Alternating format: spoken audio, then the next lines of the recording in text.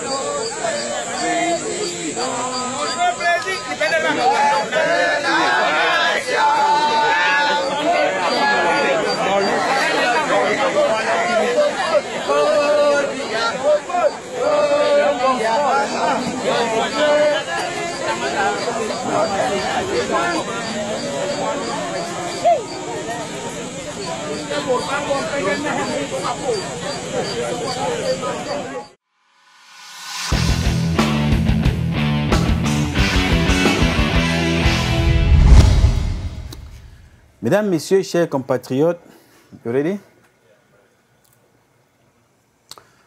Mesdames, Messieurs, chers compatriotes, je profite une fois de plus de cette tribune pour faire le point de l'actualité de ce qui se passe dans notre pays, le Cameroun, avec vous.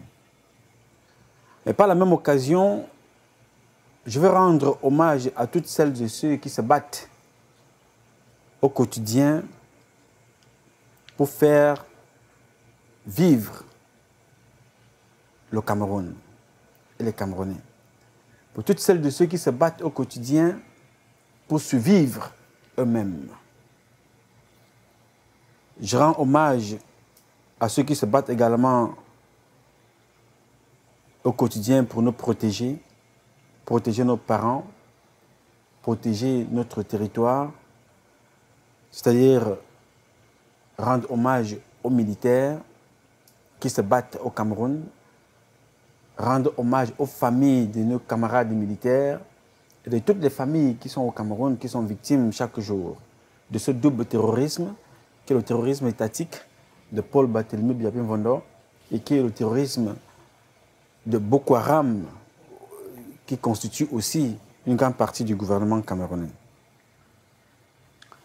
Mais avant de commencer cette émission,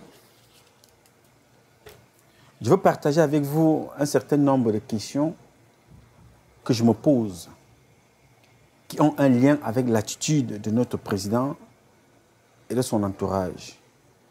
Je suis aussi convaincu que beaucoup d'entre vous, mes compatriotes, se posent les mêmes questions. Et c'est ensemble que nous trouverons des solutions. Mais avant, nous avons constaté tous le retour du président de la République du Cameroun après un long séjour privé en Europe. Il est rentré sans sa femme, Chantal Biya. Si tel est le cas, je salue personnellement, au nom du CCT, la décision de la première dame d'avoir choisi de rester aux côtés de ses enfants. Comme je l'ai toujours dit dans notre dernière publication, Chantal Biya est une jeune femme aussi victime. Elle a ses tares, hein, elle a ses que je ne tolère pas, que je ne pardonne pas. Mais elle a été victime d'un système de vieux, croulant, qui conjugue le quotidien avec la négativité. Les pratiques, les marabouts, les crimes rituels et la consommation du sang humain. Ces gens ne travaillent pas pour le devenir des Camerounais et du Cameroun, mais pour leur propre intérêt. Tous ceux qui entourent Paul Biya vivent au jour le jour, passent la plupart de leur temps dans le mensonge, les intrigues, la manipulation, le vol, voler au maximum pour préparer l'avenir de leurs enfants. Parce qu'ils savent que pour eux, à tout moment, ils peuvent partir. Alors, si Chantal Biya a choisi d'être aux côtés de ses enfants, ce n'est que chose normale et bonne décision pour une maman pour protéger ses enfants, les éloigner de ces assassins. C'est important et primordial. Le pouvoir, on peut l'avoir à n'importe quel moment. Mais l'éducation des enfants, si on la rate, ça veut dire qu'on a raté sa vie. Donc, il est question que rattraper le temps, en tant que mère, on ne peut pas s'éloigner de ses enfants, surtout quand ils sont encore bambins. Et comme je le dis toujours, Chantal Biya est une fille de la République qui est née seule. Aujourd'hui, la famille atomique immédiate, c'est les enfants qu'elle a accouchés. Tout le reste là, je les appelle les Ndorongama, les mendiants, les menteurs, les médisants, qui disent toujours des choses parce qu'ils attendent un intérêt. On en a vu beaucoup. Donc c'est une occasion pour elle de se rattraper, de donner du temps à ses enfants. Ce n'est pas un tort, c'est une bonne décision. Moi, je ne suis pas ici là pour te dire de quitter ton foyer parce que je n'ai pas le pouvoir. Mais si le cas arriverait, tu ne seras pas... Si ça arrive, tu ne seras pas la première.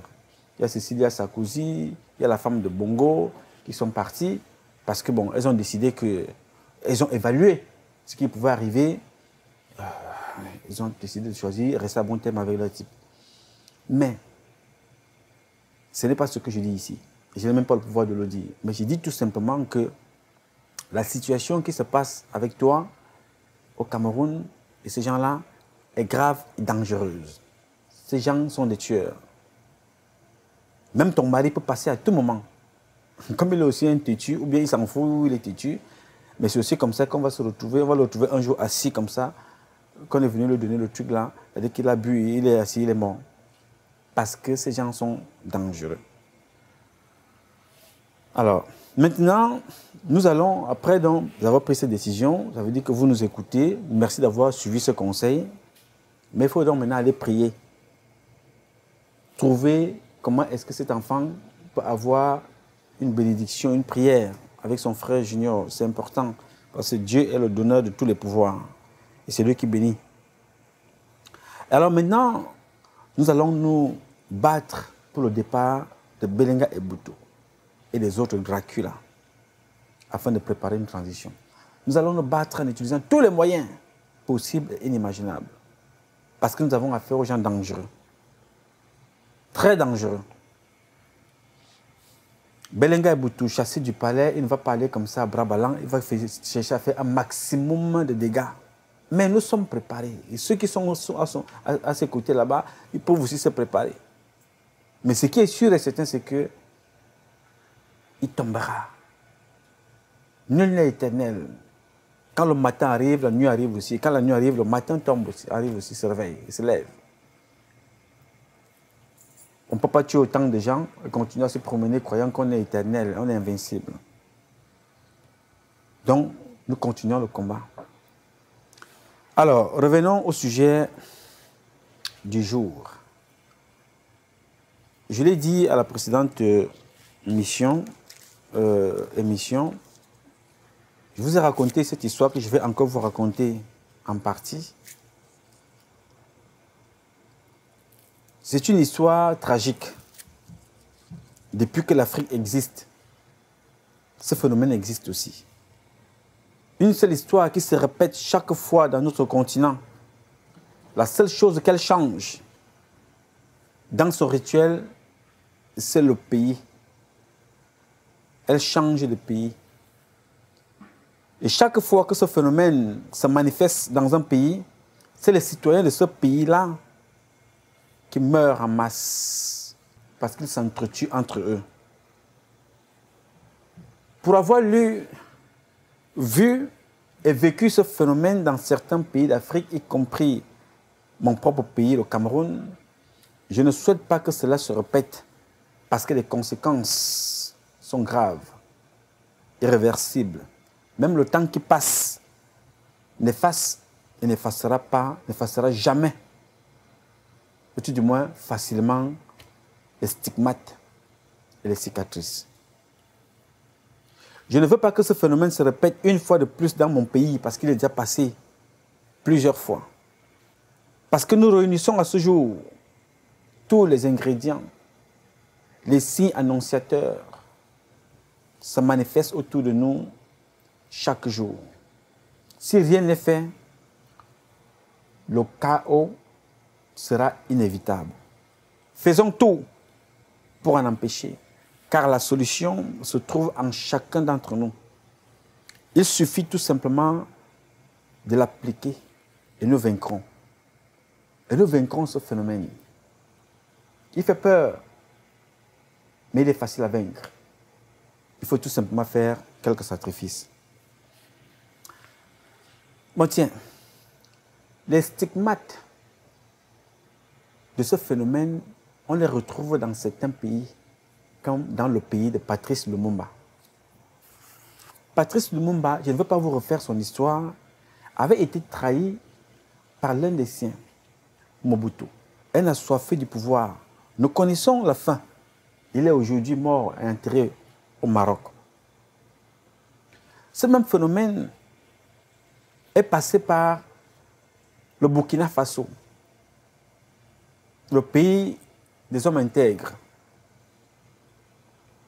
Sankara, tué par son ami et camarade d'armes, Blaise Compaoré. La suite, nous la connaissons. Il est aujourd'hui exilé en Côte d'Ivoire. Le même phénomène est passé chez celui-là même qui avait participé à l'assassinat, ou tout du moins contribué d'une façon ou d'une autre à l'assassinat de Patrice Lumumba, Mobutu. Humilié lui-même, parce qu'il écoutait bêtement son entourage. À la fin, son règne est devenu un calvaire. Il se prenait pour Dieu. La suite, nous la connaissons. Mais avant de poser ces questions, je veux partager avec vous les derniers instants. Tous ces gens que j'ai cités là, j'ai choisi un seul, avec lequel je vais partager avec vous les derniers instants de sa vie. L'homme-dieu qui se croyait éternel et qui se prenait pour Dieu et qui refusait de voir la réalité en face. Il avait l'argent, plus que notre président Paul Biya.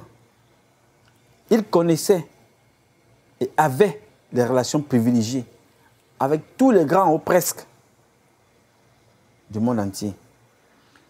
Il était le meilleur ami de la famille Bush aux États-Unis. Il avait de bonnes relations avec tous les présidents français et toutes les personnalités françaises et européennes. Il ne parle pas de la Belgique puisque c'était son pays. Mais, quand arriva la fin de règne, il fut abandonné par tout le monde. Je précise encore, tout le monde, sans exception. Il s'est vu refuser les visas en France. Et c'est l'ambassadeur des États-Unis qui était venu lui donner le dernier coup de marteau en lui demandant de prendre ses clics et ses claques et de partir du pouvoir. Sinon, son corps allait traîner dans les rues de son pays. Voilà quelqu'un qui était connu de tout le monde, qui avait tous les pouvoirs, qui avait l'argent, qui pouvait tout faire avec l'argent. Mais les gens avec lesquels il marchait, les gens à qui il donnait cet argent, c'est les mêmes personnes qui lui ont fait comprendre que non, papa, prends tes clics et tes claques, tu circules ici. Mais, bien avant tout ça, on dirait que le sort s'était acharné sur le président Mobutu et sa famille. Ses enfants ont commencé à mourir à tour de rôle, comme des animaux atteints de la maladie de la vache folle ou bien d'une maladie contagieuse. À peine promu lieutenant général, Mobutu réalise en 1965 un coup d'État et instaure une dictature sans partage dans l'ex-Congo belge qu'il rebaptise bientôt Zaïre. Pendant près de 20 ans, il se révèle un prince machiavélien redoutable et particulièrement rusé. Il utilise toutes les ficelles d'un pouvoir despotique basé sur la répression sanguinaire, l'élimination physique, le faux complot. Son pouvoir ébranlé lors d'une guerre suscitée par des opposants en exil et par une fronde de dissidents politiques, Mobutu institutionnalise une dictature basée sur la corruption généralisée. Pour asseoir sa pérennité, il se fait proclamer maréchal du Zaïre et se constitue une fortune fabuleuse basée sur la prédation systématique des richesses du pays.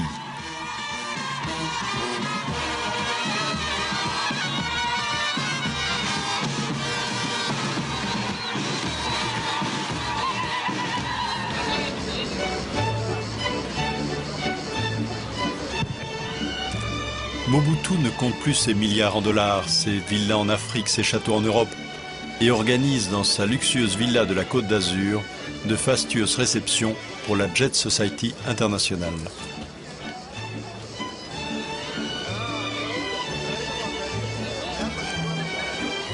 Parmi les invités du jour, le général Lacaze, chef d'état-major du président Mitterrand. Monsieur Bemba Saolona, président du patronat au Zaïre.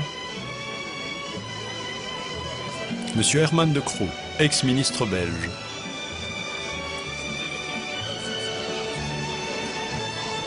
Monsieur Pierre de Vos, directeur de l'information à la radio-télévision belge. Monsieur Melvin Daimeli, député, président du Black Caucus au Congrès américain.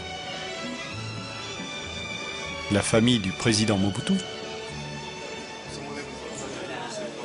Monsieur Raymond Barre, ex-premier ministre français.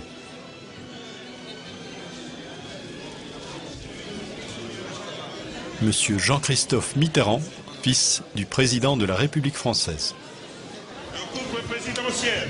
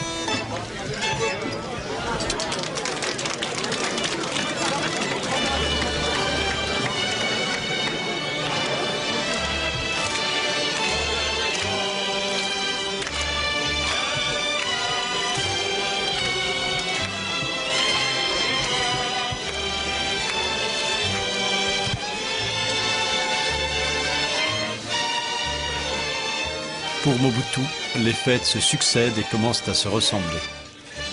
Malgré la griserie du pouvoir, malgré la fortune et la puissance, la mélancolie le gagne quelquefois.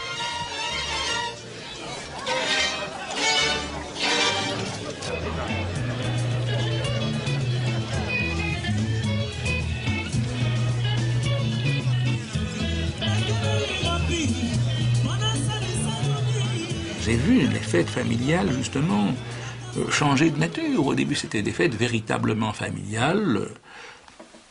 Un chef de l'État qui n'avait évidemment pas de problème d'argent, mais enfin qui restait tout à fait familial et raisonnable. Et puis j'ai vu, peu à peu,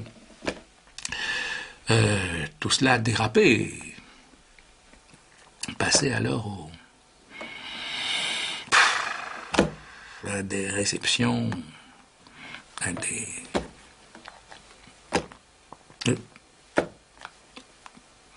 où rien n'était trop beau, où rien n'était trop cher, où rien n'était trop riche. C'était là, ça oui. À Cap-Martin, il recevait plus qu'à Paris. Et il recevait des Noirs américains, qui étaient ses amis et qui faisaient de la bonne politique pour lui. Il recevait des ambassadeurs français, tout ça, l'ambassadeur de France, de Belgique, tout ça, tous, ils venaient le voir. Il ne disait pas tous, mais ils venaient tous. Et les Français, alors les ministres français, alors par dizaines. Et puis les banquiers, les hommes d'affaires, les gens qui achètent les produits précieux, etc. On peut dire qu'il se mêlait de tout. Il distribuait énormément. Et à des chefs d'État étrangers pour les aider, et qui étaient des pro-occidentaux, et tout autour de lui, dans les différentes provinces, évidemment sa famille aussi. C'était très généreux. À des politiciens étrangers aussi? Ah oui. Ah oui. Qui venaient lui demander ou... C'est-à-dire qu'il y a des gens qui venaient lui dire, écoutez, voilà, nous allons entrer en période électorale. Si nous gagnons, nous allons beaucoup vous aider. Mais vous savez, toute période électorale, il faut des sous. Et je sais qu'il en a donné. Well, Zaire is among America's oldest friends, and its president, President Mobutu, one of our most valued friends. The entire continent of Africa. I found President Mobutu's analyses valuable, and we support him as he strives to peacefully resolve problems. And we thank him for his leadership, and we are proud and very, very pleased to have you with us today. Thank you, sir. Son ami, le vrai, celui qu'on a pensé qu'il était l'ami éternel, c'était sans doute George Bush. On sait qu'il a même adopté certains des enfants de Mobutu. George Bush, ils se sont connus... À l'époque de la CIA. À l'époque de la CIA, on sait qu'ils se sont retrouvés vraiment en famille. Mobutu, sa femme, ses enfants. Et George Bush? George Bush, sa femme, ses enfants et même sa mère. Ils ont habité longtemps dans la maison familiale de Bush. Ils se sont revus? Ils se sont revus plusieurs fois. Ils se sont vus au total 24 fois. Alors, monsieur le Premier ministre... Cher ami... Ah, vous êtes dans une forme comme toujours éblouissante. Pas comment vous faites là, malgré le travail. Vous êtes toujours dans une forme extraordinaire. Je voudrais tout d'abord vous dire toute ma joie d'avoir à nouveau rencontré le président. Vous savez, l'estime dont le président jouit en France comme en Europe, et qui est très grande, le respect dont il est entouré dans nos pays. Vous savez l'amitié qu'on lui porte. Et puis alors, s'agissant de moi, vous savez que j'ai pour lui des sentiments très profonds et très respectueux, mais qui sont les sentiments de l'affection. Si bien qu'un entretien avec le président est toujours pour moi quelque chose d'extrêmement agréable et où j'apprends toujours beaucoup. Je suis un ami du Zaïre. J'ai eu l'occasion de le montrer. Et je suis un ami personnel du président fondateur. C'est peut-être mieux que vous le disiez vous-même, monsieur le président. Ah bon, dans ce cas-là, c'est fait. du président fondateur, que je connais très bien depuis longtemps. Alors vous me dites pourquoi? D'abord, je vous le dirai très franchement, par amitié pour le président fondateur, Mobutu Sese Seko, que j'ai vu à Paris il y a quelques semaines, et qui m'a invité à venir le voir. Et aussi parce que nous sommes des citoyens français, mais nous sommes des citoyens du monde. Beaucoup de problèmes actuels sont des problèmes mondiaux, et il faut connaître les problèmes mondiaux sur place. Dans toutes ses amitiés avec l'extérieur, il avait un esprit diplomatique. C'était un maître en diplomatie. Et il avait toujours 3 as. L'as de cœur, c'était la Belgique. Parce que finalement, à travers tout ça, la Belgique était au centre de sa diplomatie, et surtout, de nouveau, comme toujours dans le monde africain, ses relations personnelles avec le roi Baudouin. Il y avait alors l'as de trèfle. Alors l'as de trèfle, c'était les États-Unis. L'apport, l'argent, la puissance américaine, la guerre froide, et il l'avait toujours lié avec tous les gouvernements américains et avec les présidents, à travers d'ailleurs de liens mystérieux avec la CIA, avec le State Department, avec le Conseil de sécurité. Il y avait des liens extrêmement étroits. Et puis alors, il y avait l'as de carreau qui était la France. Et puis il y avait la dernière carte, que j'appelle moi l'as de pique, et qui était tantôt les Israéliens, tantôt les pays arabes, tantôt les pays de l'Est, c'est-à-dire la Roumanie et la Yougoslavie, avec qui il avait des liens étroits avec les différents chefs d'État. Donc, il avait, si vous voulez, dans son carré d'as, il jouait très habilement en tant que diplomate. Ça a été, si vous voulez, une de ses grandes forces, c'est ce génie diplomatique. Voilà, vous avez suivi, comme moi, un intervenant qui dit « La grande force de Mobutu était son génie diplomatique. » Son génie diplomatique. Un génie diplomatique qui avait toujours servi ses intérêts et non les intérêts de son peuple. Il avait le respect à l'international, il avait la gloire, il avait l'argent, il avait le pouvoir, il avait les femmes, y compris les femmes des autres. Son ministre de la Communication, ce n'est pas Noma, son ministre de la Communication le dit. Il a dragué sa femme à table. On ne sait même pas si finalement il n'a pas fini avec elle dans un lit. Voilà donc les gens comme ça qui sont là pour diriger un peuple, nous accompagner. Voilà comment il se comporte. Et sa fin, nous la connaissons tous. Je vous invite à suivre la suite avec attention. Monsieur Mobutu n'a jamais élaboré une pensée philosophique et cohérente à mesure de sous-tendre un système politique. Au mensonge s'ajouteront la pratique de la corruption matérielle et morale, le népotisme et le clientélisme politique et les multiples visages du chef de l'État lui-même, président fondateur, guide, timonier, père de la nation, maréchal, etc., etc. Je demande à la Commission de présenter ses excuses pour cette dithyrambe qui est à la limite de la réconciliation. C'est trop fort, hein?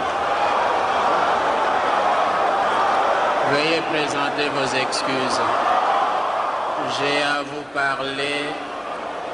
Je vous prie de m'écouter, sinon je ne vous écouterai plus. Tout le monde croyait que penser du mal de Mobutu, dire les moindres mots qui ne soient pas à la gloire de Mobutu, eh bien, ça devait entraîner la mort immédiate. Et ça avait été comme ça pendant les années 70.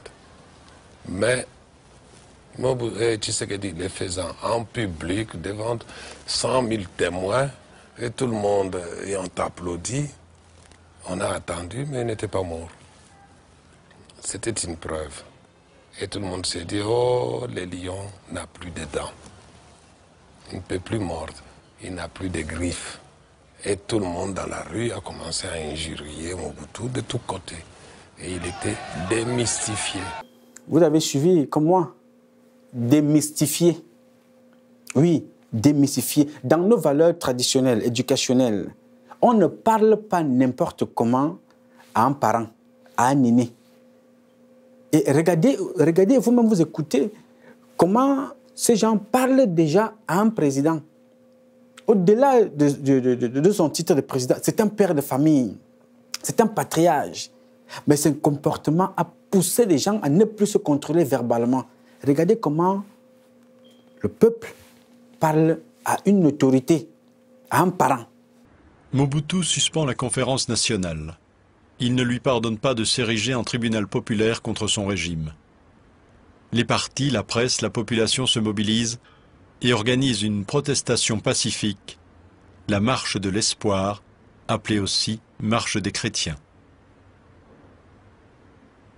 La manifestation est réprimée dans le sang, des dizaines de participants sont blessés, des dizaines d'autres sont abattus sans sommation.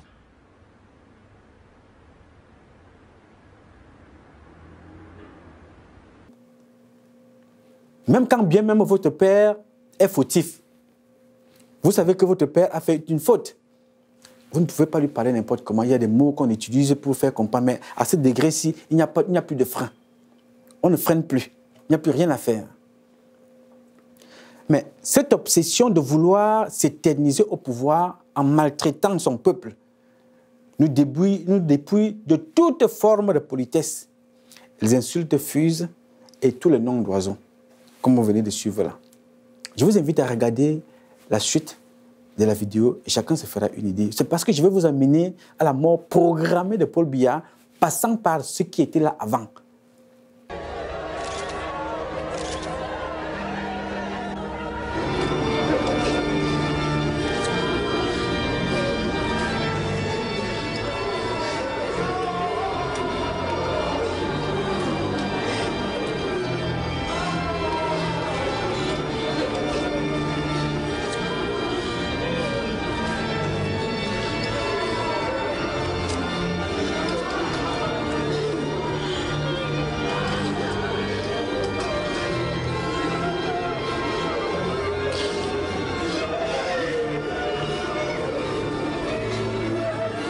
Je les ai enterrés à la chapelle de la Miséricorde, c'était très impressionnant.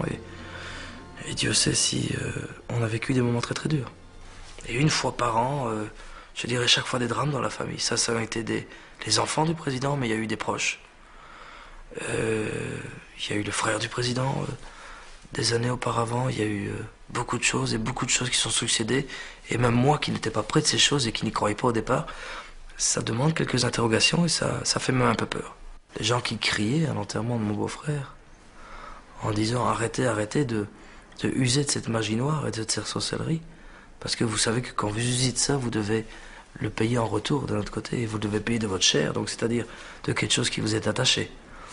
Et les gens veulent donner cette connotation et cette explication au pays, c'est-à-dire le Zaïrois de la rue disait vous touchez tellement au gris-gris, à la sorcellerie, à la magie noire que vous payez de la mort de vos propres enfants et de votre entourage.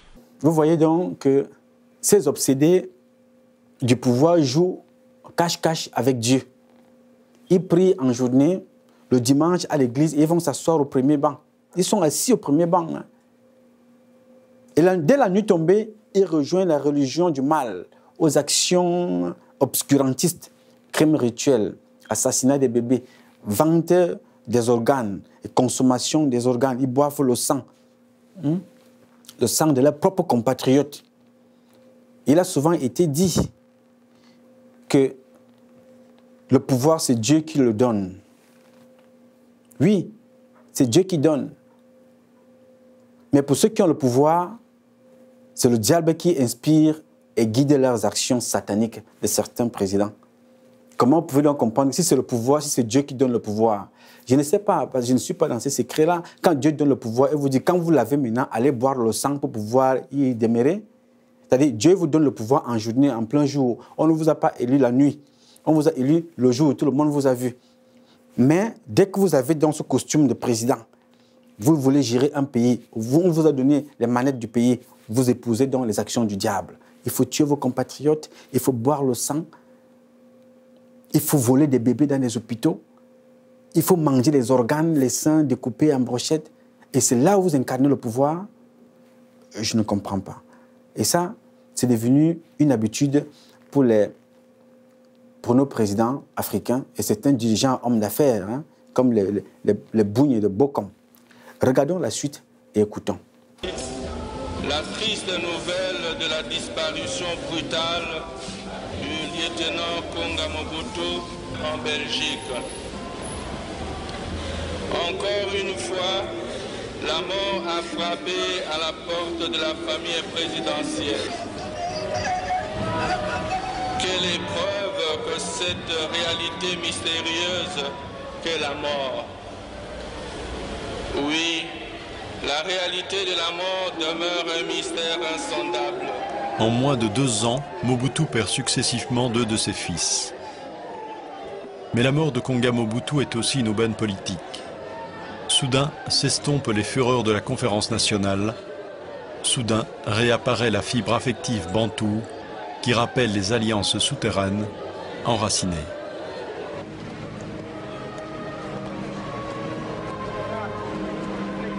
Toutes les tendances politiques sont présentes au deuil, avec à leur tête Monseigneur Monsengo, président de la conférence nationale, avec aussi le leader de l'opposition, l'intraitable Étienne Tshisekedi. Vous avez constaté que toutes les tendances politiques rendent hommage au dictateur quand il a un malheur. Mais quand tout va bien, il enjoy la vie, les richesses du pays avec sa famille et ses amis. Il mate l'opposition, il emprisonne, il tue les activistes. Mais quand il a un problème, tout le monde est là, à ses côtés. C'est le paradoxe de cette histoire. C'est-à-dire qu'il passe son temps à tuer les enfants des autres, il boit le sang des enfants des autres, il abuse des femmes des autres, il tue les femmes des gens qui travaillent avec lui, il humilie ses ministres, mais quand il a un problème, tout le monde est au pas. Je ne sais pas. Il faut avouer que si c'est le diable, il a vraiment la force. Écoutez la suite. Il avait beaucoup de gris-griens, beaucoup de talismans. Je ne sais pas si Mobutu a eu les plus grands magiciens de ce monde, les plus grands marabouts de ce monde, les sorciers les plus puissants de ce monde. Les magiciens, je les ai vus personnellement. Je les ai vus boire un verre de sang humain pour son pouvoir, pour sa force, pour son autorité. C'était incroyable. Vous-même, vous avez écouté, vous avez entendu comme moi.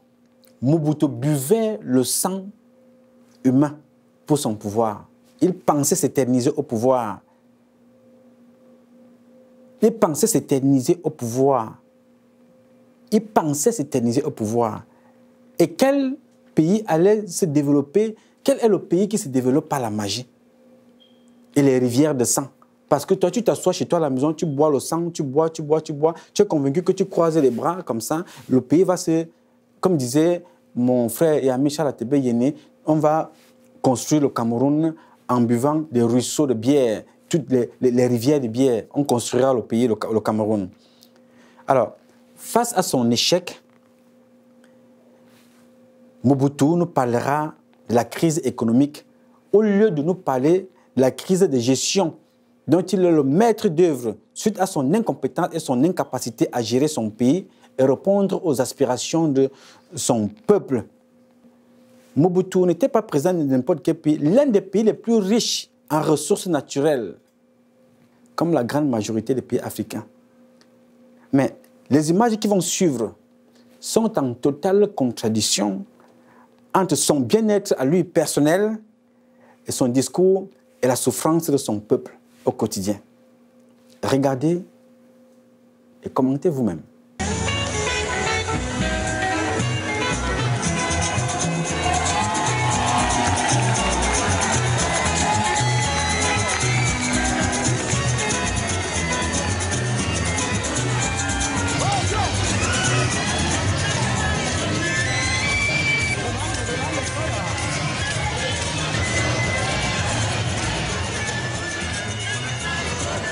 Mes chers compatriotes, une crise politique et économique particulièrement sévère aura réservé à notre peuple une fin d'année morose. Cette situation, vous le savez, est due à la confusion politique, à l'insécurité et à l'intolérance qui ont ouvert la voie à toute forme de violence dans notre pays. Il a capitalisé la malédiction tout au long de son règne. C'est ça la tragédie nègre. C'est qu'en réalité, sans le savoir, ce qu'il croyait être des conquêtes en conquêtes étaient en vérité de malédiction en malédiction qu'il accumulait en lui. Il croyait braver l'ordre établi, mais en réalité, il allait de sacrilège en sacrilège. Et donc, il capitalisait à moyen, à long terme, une malédiction qui s'est retournée contre nous comme un boomerang.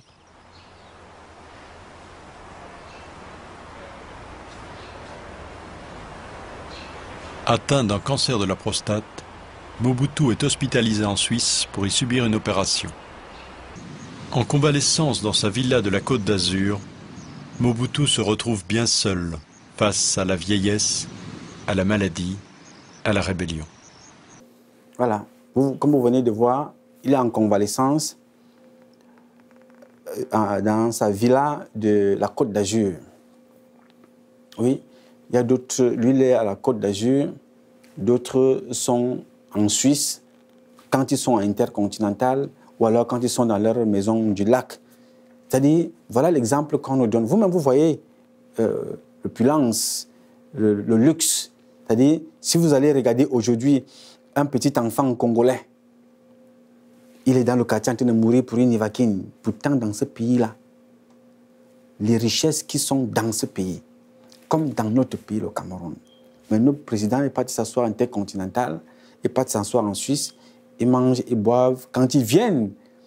Et c'est ça la contradiction. Quand ils partent se soigner, et ils sont malades, ils vont à l'étranger se soigner. Mais quand ils viennent, vous les malades, vous vous levez avec des béquilles, d'autres avec les poussettes, sont en bordure de route pour aller accueillir un malade qui vous a abandonné, vous, dans des hôpitaux.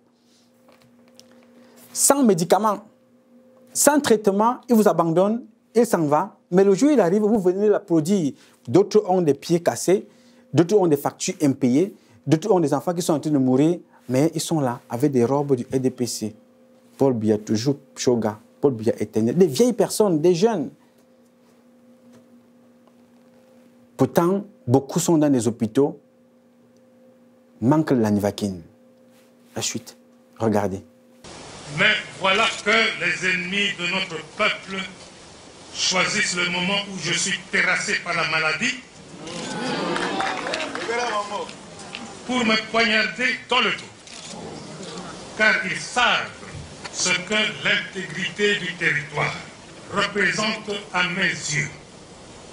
C'était devenu pire qu'une poutre rongée par des termites. Si les termites sont dedans, au bout d'un certain temps, la poutre s'écroule d'elle-même. Il suffit d'un peu de vent, qu'une mouche vienne se poser dessus, et puis ça suffit, et ça tombe. Et c'est ce qui est arrivé. Et tout le pays a basculé. Et il basculait par pans entiers. Voilà, vous avez été, pour ceux qui sont attentifs, vous avez tous vu cette femme qui prie pour Mobutu. Pendant que Mobutu parle, elle prie pour lui parce qu'il sort d'un, il est malade.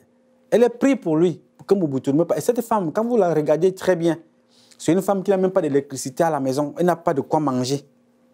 Elle prie pour lui, c'est pathétique. Lâché par tous ceux qui l'ont fabriqué, Mobutu s'accroche au pouvoir, mais pas pour longtemps.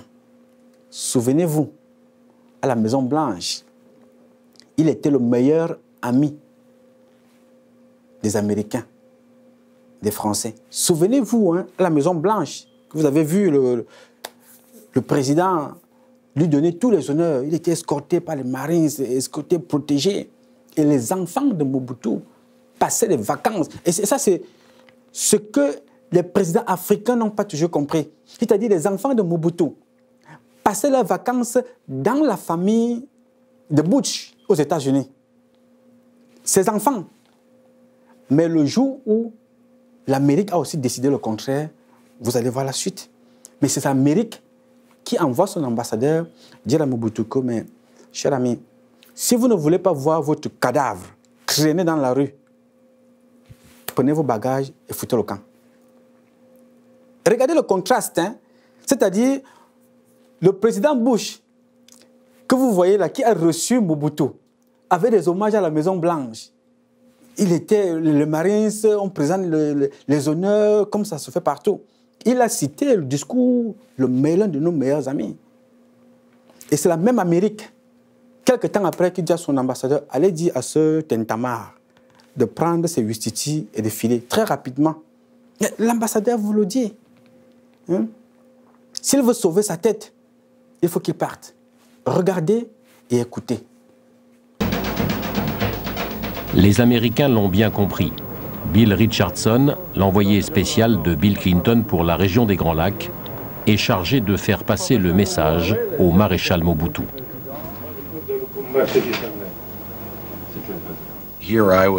Vous m'imaginez, moi, un ambassadeur américain allant voir Mobutu, le président d'un pays, pour lui dire qu'il était important qu'il quitte le pouvoir?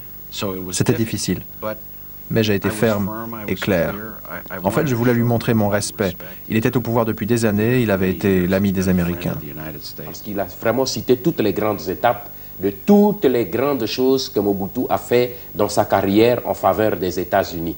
Ce qui présageait déjà de la sensibilité du message. Nous lui avons dit des choses très dures. Par exemple, que son armée allait perdre, qu'elle était incapable de défendre Kinshasa, qu'il se pouvait même, s'il refusait de se retirer pacifiquement, que son corps soit traîné dans les rues de Kinshasa.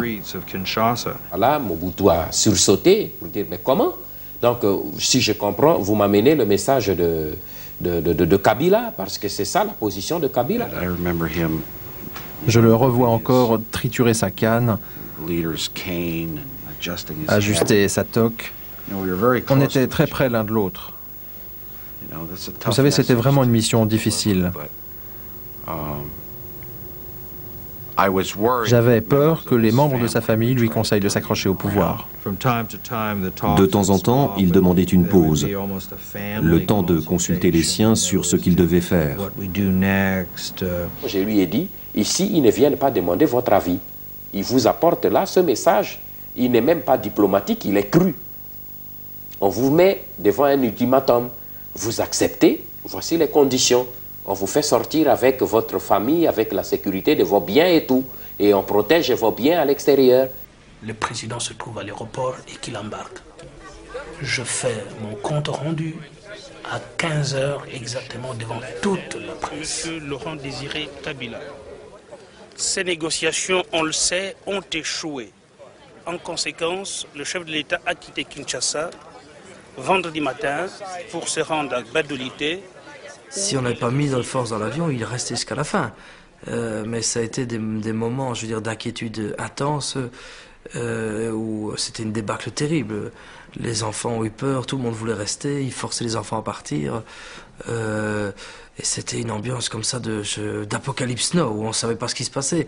On se demandait même si on allait peut-être arriver à l'aéroport. Le président avait donné son itinéraire secret pour que la voiture avec les différents membres de la famille puisse arriver à l'avion. On a dû passer par des chemins qui n'étaient pas connus des autorités. On était entouré par la DSP, qui était armée. Il y avait même des chars sur la route. On était mis dehors presque avec un coup de pied derrière, j'ose dire. Et je dois dire, je suis un peu amer d'un peu la réaction de tous ces grands hommes politiques et d'avoir un peu laissé tomber Mobutu dans les derniers mois de sa vie. Il était seul et je crois qu'il a été complètement abandonné par tout le monde. Par tout le monde. Quelques rares personnes étrangères à sa famille ont peut-être soutenu, mais c'était une fin digne d'une tragédie. Il ne faut pas oublier que plus on monte haut dans l'arbre, plus on devient fragile. Il suffit d'un rien pour se retrouver par terre en morceaux. Et c'est ce qui est arrivé à Mobutu. Il a cru qu'il était devenu Dieu parce que tout le monde lui faisait croire. Et il a raté, il a scié la branche sur laquelle il était assis. Le Zaïre, c'est fini. Laurent Désiré Kabila s'est proclamé président de la République démocratique du Congo. Kinshasa est aux mains de ses troupes et les dignitaires de l'ancien régime ont fui pour la plupart de l'autre côté du fleuve. Vous avez vu que le beau-fils de Mobutu, qui a la nostalgie du bon vieux temps, trouve quand même le courage de condamner ceux qui ont laissé tomber le dictateur Mobutu. Il a oublié une chose. En politique étrangère, les choses sont claires et nettes, comme l'eau de roche. Entre les amis, entre les États, autant pour moi, entre les États, il n'y a pas d'amis, il n'y a que des intérêts. Disait quelqu'un, l'obsession du président français, quel qu'il soit, l'obsession de François Hollande, que vous voyez aujourd'hui là, très calme, qui observe, qui prend tous les coups que Paul Biya peut lui donner, toutes les humiliations, son obsession du président Hollande, l'obsession du président Hollande, comme l'obsession de tous les présidents en Occident, c'est de tout faire, utiliser tous les moyens pour développer leur pays et répondre aux aspirations de leur peuple, en utilisant tous les moyens possibles et inimaginables pour développer leur pays. Ils s'en foutent de la relation personnelle. Ce n'est pas ça qui les intéresse. La preuve en est que quand ils ne sont plus présidents, combien d'anciens présidents en Afrique ont rencontré Sarkozy depuis qu'il n'est plus là? Combien d'anciens présidents sont allés voir Chirac depuis qu'il est malade? Combien d'anciens présidents ont rencontré tous les présidents américains qui sont encore vivants? Les anciens présidents américains, d'autres ont de grosses ONG pour continuer à aider les personnes. Pourquoi? Parce que pour eux, entre les États, il n'y a pas d'amis, il n'y a que des intérêts. Mais c'est ce que vous n'avez pas compris. Alors l'obsession du président Hollande, comme de tous les Français et de tous les Européens qui sont des chefs d'État, est de tout faire pour répondre aux aspirations de leur peuple en utilisant tous les moyens. Mais l'obsession des présidents africains est de tout faire pour s'éterniser au pouvoir en abusant de leur peuple, en tuant leur peuple, en pillant leur propre pays, pour aller déposer tout ça dans des pays développés. Chez François Hollande, Paul Biya, aujourd'hui, pour monter les journalistes et tous ceux qui sont autour de lui contre François Hollande. Mais François Hollande connaît où sont les comptes de Paul Biya, ce que Paul Biya fait, ce que les ministres là, ce que Alain Mbengue fait, François Hollande le sait. Mais comme ce garçon est intelligent, ce qui l'intéresse, c'est d'abord permettre à son peuple d'avoir à manger, de faciliter leurs conditions de vie, de développer parce que le monde va vite. Quand vous vous attaquez à lui, il s'occupera également de vous. Donc, tous ceux qui jouent à ce jeu, à la fin, ils sont toujours perdants. Vous allez voir, ils sont toujours perdants. Nous avons vu le père Bongo. Par quel moyen est-il parti, naturellement ou d'une façon organisée? Je n'en sais trop rien. Mais je vous montre tout simplement l'échelle, les comportements, comment ça conduit. Mobutu, vous avez vu jusqu'où ça a conduit. Mais à la fin de compte, c'est nos parents qui sont perdants avec ce comportement. Je vais vous conduire maintenant à la troisième personnalité qui s'appelle Muammar Kadhafi. Notre frère, notre père, Kadhafi a été victime soit de la maladresse, sa propre maladresse, ou de son ignorance, son arrogance démesurée, ou le sentiment d'être un demi-dieu, comme la majorité des présidents africains.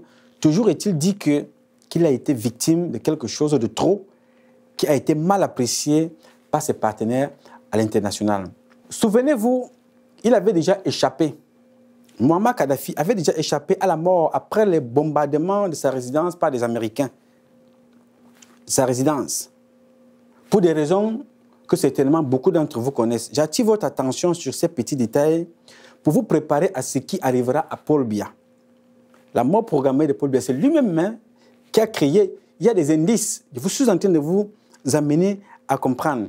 S'il ne change pas de cap et de stratégie, il finira comme les autres.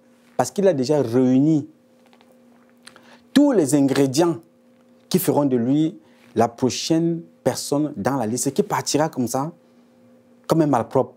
Parce qu'ils ont tout pour réussir. Vous devez être au pouvoir soutenu par vos peuples.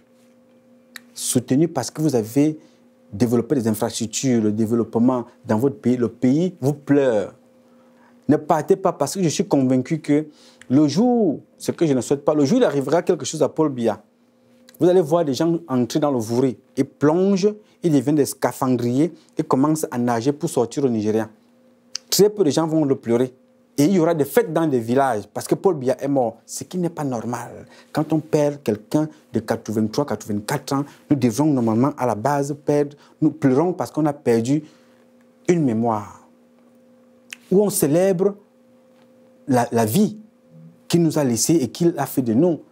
Les révolutions, les innovations, le développement de notre pays.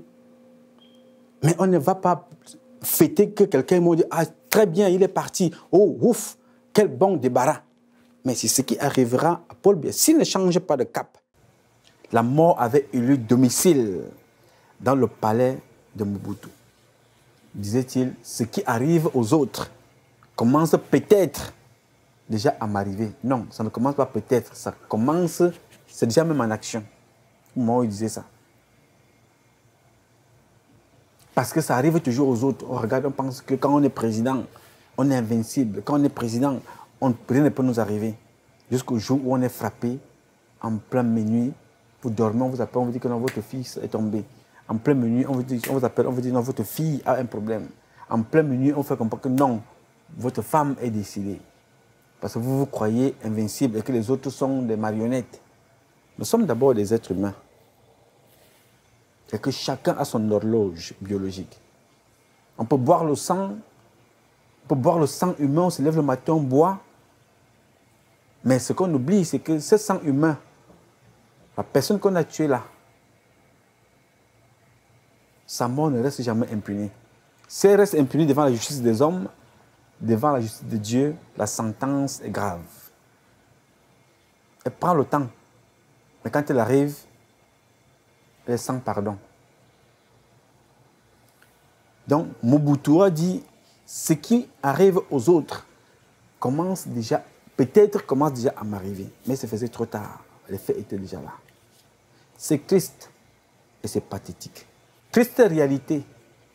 Et cette réalité doit toujours et toujours nous servir de leçon pour mieux gérer le quotidien. Toute vie, que ce soit une vie présidentielle, soit une vie ministérielle, soit une vie d'employé, soit une vie de manœuvre, soit une vie de femme au foyer ou de célibataire, il faut gérer avec beaucoup de discernement, la sérénité, être serein.